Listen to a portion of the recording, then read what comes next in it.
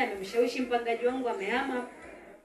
Afu baada ya muda tu naambia urudi pale pale ulipotoka. Anaweza kukuuliza, "Wewe uliondoka kwangu. Unarudia nini tena?" Lakini baadaye tena ukimwambia unasema, "Vipo ni wewe tu." Tena namwambia niachie kile nakuja muda sio mrefu. Mimi nafikiri ni rahisi. Kwanza watu wanakuwa wakuelewi, si ndivyo kwamba sasa huyu alikuja hapa. Amekaa muda, ametoka tena amerudi tena alipo. Watu wanaweza kuona huyu hayuko serious na maisha, si ndivyo? Wewe usiangalie watu wanavyosema. Msikilize Mungu anasema nini. Siku zote tunajua kwamba Mungu anaweza kutupitisha kwenye mambo ambayo ni marahisi tu. Lakini Mungu kumbe anaweza kutupitisha na kwenye mambo ambayo ni magumu kuliko kawaida. Haleluya. Amen.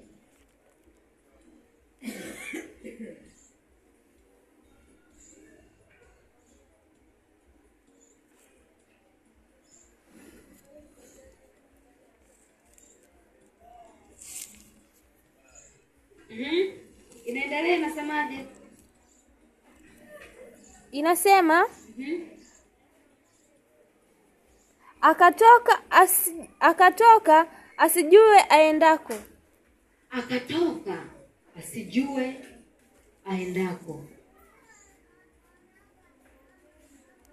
Haleluya. Amen. Akatoka asijue aendako. Maana anaenda kwa ramani ya nani? Mpaka kifika naambia sasa hapo ndipo penyewe kaa hapo. Lakini wewe angalau na neema, Mungu anakuambia toka uende sehemu fulani. Lakini mwenzio alienda mahali ambapo hapajui. Anasubiri Mungu afanye nini? Azungumze. Na hapa naweza pakao pazuri au pakao pabaya.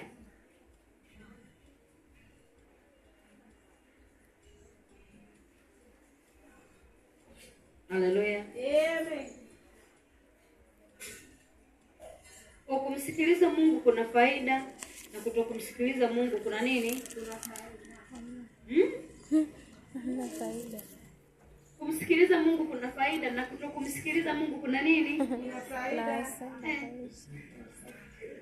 Kumsikiliza Mungu kuna faida. Kutokumsikiliza Mungu kuna hasara. Na wengine wao wanaona kuna faida. Wewe unamtegemea Mungu na unamjua Mungu, unaona kuna faida. Lakini kuna wengine wanaona hakuna faida.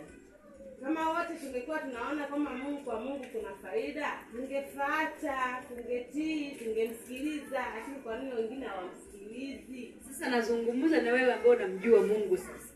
Amen. Ambao hawamjui Mungu manake watafundishwa, wataelekezwa.